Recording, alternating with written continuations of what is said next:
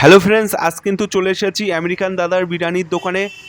এটা কিন্তু হাবড়ার নতুন কাউন্টারটা। আর এখন কিন্তু টাইম বিকেল 4টে। দেখতেই পাচ্ছ ভেতরে কিন্তু সেই লেভেলের কিন্তু ভিড় রয়েছে, আর পার্সেলও কিন্তু ব্যাপক পরিমাণে যাচ্ছে। আর আজ আমি যেই কারণে এসেছিলাম, আমেরিকান দাদা মানে দীপঙ্কর দার সাথে দেখা করতে। দাদা কিন্তু এই কাউন্টারে নেই। দাদা কিন্তু দাদার সেই পুরনো কাউন্টার, যেটা অশোকনগরের কাউন্টারটা আছে, ওই কাউন্টারে কিন্তু দাদা আছে। আর এই দোকানটি হলো হাবড়া 1 নম্বর রেলগেট জিরাট রোডের ওপরে কিন্তু এই দোকানটি।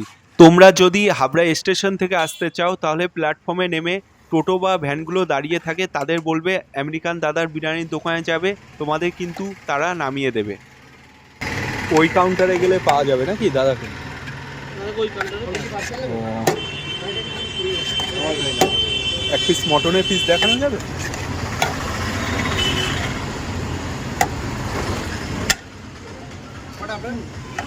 এক পিস মটন দেখি।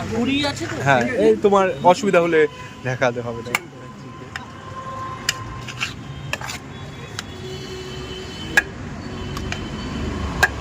দিয়ে নাও দিয়ে নাও।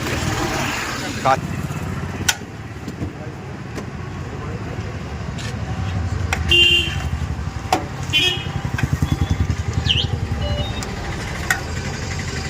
তো আনলিমিটেড না রাইস আলু?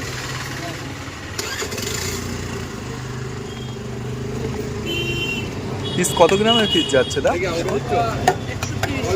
130 চিকেন, তাই তো? আর মটর 150।